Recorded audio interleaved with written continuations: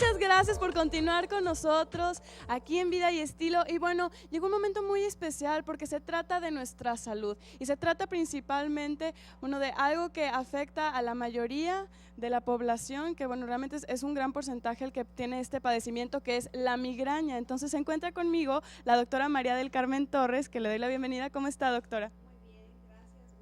Buenos días, que nos acompaña de la Unidad de Medicina Familiar número 3. Y bueno, platíquenos por favor, doctora. Vamos a empezar por lo básico. ¿Qué es la migraña? La migraña es un tipo de dolor de cabeza que es muy frecuente en nuestro medio, afecta primordialmente a las mujeres entre las edades de 30 y 50 años, y es una enfermedad sumamente incapacitante, ¿sí? A veces es tan incapacitante que el paciente no puede realizar sus actividades de vida. Ajá, ok. Es un tipo de dolor de Doc, sí. Bueno, doctora, yo quería comentarle, la migraña me ha tocado saber que, bueno, es un padecimiento que incluso se puede llegar a presentar muchas veces desde la infancia. No sé si esto también puede ser a lo mejor, también hereditario, que también tenga algo que ver con el registro, ¿no? De cuántos familiares tenemos y que pueden padecer también esto. Así es. En ocasiones sí tiende a la herencia o son patrones que se pueden presentar desde los padres, que los hijos lo ven y a veces ese mismo patrón se puede repetir o muchas veces sí lo puedes traer en la carga genética, ¿sí? Sí se puede presentar en los niños arriba de 5 años. El adolescente es el que más comúnmente puede presentar migraña. Esto hay sus factores desencadenantes primordialmente a este tipo de dolor de cabeza. Uno de ellos y el más importante en nuestro medio es el estrés. El adolescente a veces se encuentra con mucho estrés en la escuela por los exámenes, porque no entienden al maestro, por sus mismos cambios propios de la edad, ¿verdad? Y esos son los que le precipitan a un estrés alto y si ya trae el patrón de casa o él mismo empieza a padecer este tipo de jaquecas o dolores de cabeza intensos. Exacto. ¿Sí? ¿Cómo podemos diferenciar entre un dolor de cabeza intenso y lo que es la migraña? Ok, la migraña es un tipo de dolor de cabeza muy especial. Se presenta primordialmente en la mitad de tu cabeza, en la mitad de tu cara, ¿sí?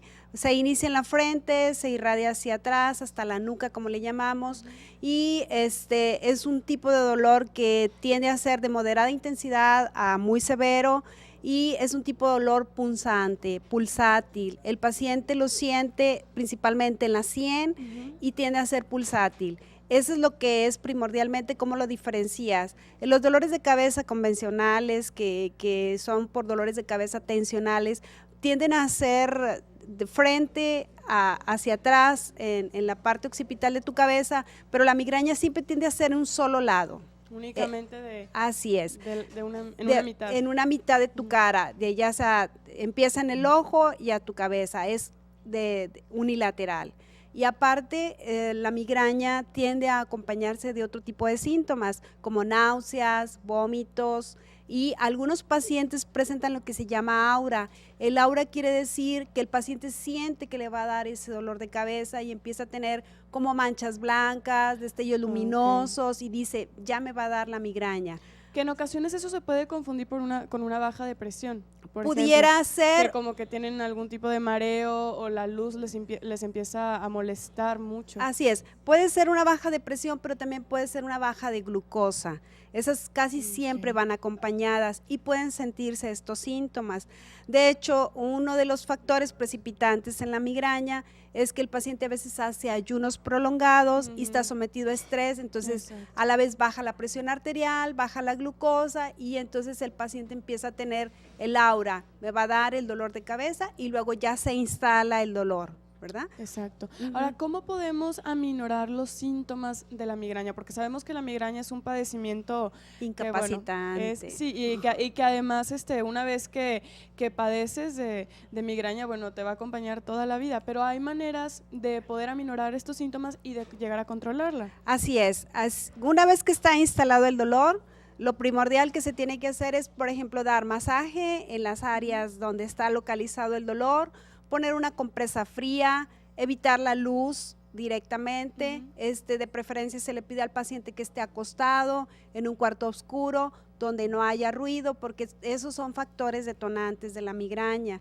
Y dar el masaje es muy reconfortante para el paciente. Y las compresas frías, esas no las conocías, generalmente siempre Así pensamos que algo caliente, no, pero es, no una tiene que ser es frío. una compresa fría, porque bueno, dentro del mecanismo de acción de la migraña, que es un dolor vascular, aquí interfieren los vasos sanguíneos.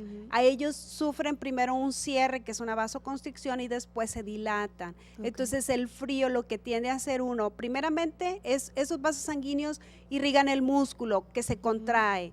Entonces la compresa fría va a relajar el músculo. Perfecto. Y va a hacer que los vasos sanguíneos tengan mejor fluidez. Entonces se aplica la compresa fría o un antifaz fresco, de esos que se meten al congelador. Claro, que son de gel, por supuesto. Y se le pide al paciente estar en reposo, acostado. Perfecto. Ahora, actualmente, doctora, ¿qué tipo de tratamiento o por qué tipo de tratamiento podemos optar para poder controlar mejor este padecimiento? Hay diversos tratamientos. Los tratamientos existen desde tratamientos profilácticos preventivos, ¿verdad? Que esos ya los pudiera indicar tu médico familiar si ya está bien instalado tu diagnóstico de migraña, y hay otros que son los que se utilizan en el evento agudo, ¿verdad? Pueden ser desde aspirinas, relajantes musculares, ¿sí? Y también se le pide al paciente que tenga una terapia de apoyo si la migraña es ocasionada por estrés. ¿Sí?